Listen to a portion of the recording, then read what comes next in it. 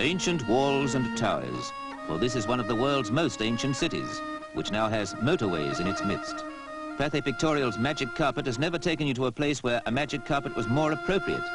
And whether it's a jet aircraft flying high over Istanbul, giving you a cloudy, lofty view of the mystery city of mosques, or a helicopter carpet at minaret height, you drink the magic in. The Santa Sofia Mosque, once a Christian church and now a museum, always makes you feel, even when your feet are on the ground, that you yourself are up in the air.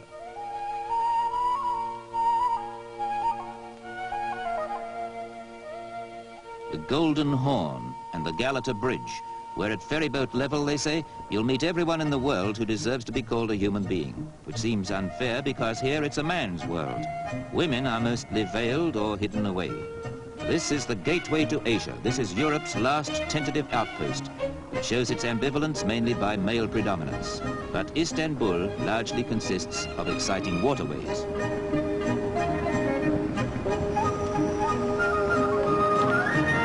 This Galata Bridge is Istanbul. People and mystery and manual labor. Here on the porters' backs, you can analyze life halfway between east and west.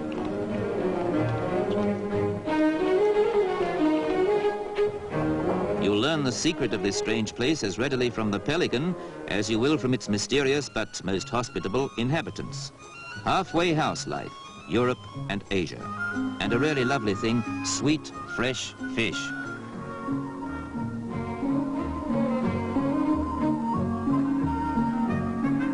Fish from the Bosphorus, and the custom here is to grill it on charcoal. It's a custom that should spread because it's delicious. A curbside barbecue, conceived in the east and happily moving west. Go on, just dig your teeth into that bit of succulence. Or to savor the subtle flavors of the Orient, buy a bread ring and see how different and delightful it tastes. If you're anybody here, you have your shoes shined.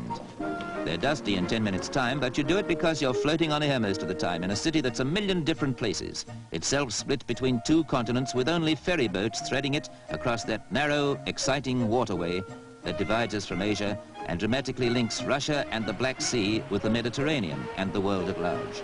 This waterway, among other things, is a city street with local transport.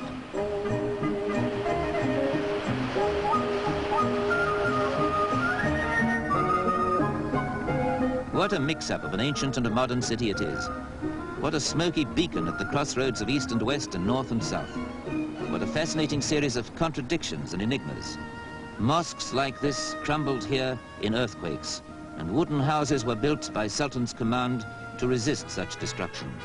From on high you can see the hybrid results because some huddled streets survived, while fire in turn cleared acres of wooden buildings for these bold new concepts. Istanbul is a patchwork quilt on the shores of a waterway even more fascinating than it is itself.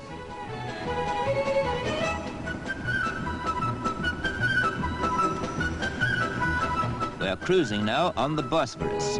The Dolmabahce Palace, the summer residence of generations of proud sultans, but more particularly the last view you'll get of the continent that cradled civilization, because half a mile across the water, it is Europe no more.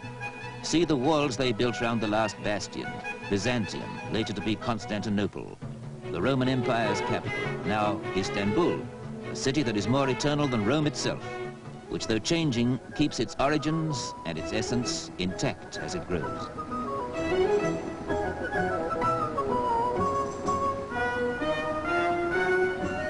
This is all part and parcel of Istanbul, perhaps the loveliest and certainly the laziest part. For Istanbul has now stretched out to occupy the whole 17-mile length of this fisherman's paradise. And look, those fish are still alive.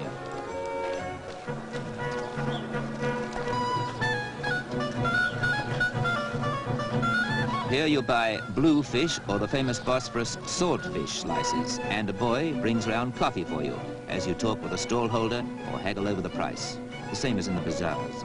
Good, strong Turkish coffee, as sweet as those fresh-caught fish are themselves. You'll also find round here that any old tin will serve as a barbecue. This scene could be on the Cornish coast or somewhere remote, and it's hard to believe it's part of a sprawling city that the Crusaders knew, a a strategic point on the map of the world, besieged in turn by Goths and Huns, Slavs and Arabs, and finally captured 500 years ago when this castle was built by the Turkish Sultan Mohammed the Conqueror.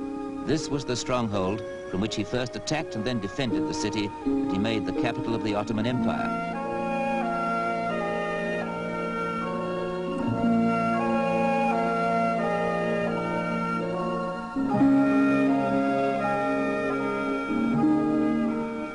You keep thinking this narrow sea is a river, forgetting it's the frontier between continents, and that the far bank is a land mass stretching to India, Burma, China, and the Pacific Ocean.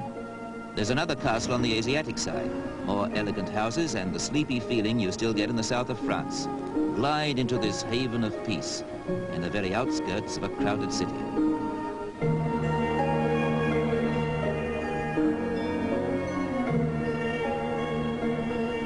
At intervals, you will hear the call of prayer to remind you that you're in a land of mosques and minarets. And at intervals, you'll hear the siren of a ship bound for the Black Sea, which is barely 5 miles away. For the rest, you might easily be on the Riviera, with its gay hotels and cafes in the sun. Istanbul and the Bosphorus have all this.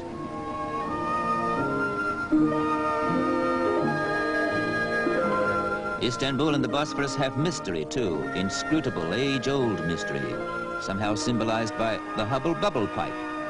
You order one at any restaurant, a glowing charcoal chip perched over the tobacco to keep it alight. You smoke and dream and contemplate, and the smoke is as wispy blue as the Blue Mosque, which with its 6 minarets is of all things the essence of this exciting place. There's no need to say any more about Istanbul. Imagination can do the rest.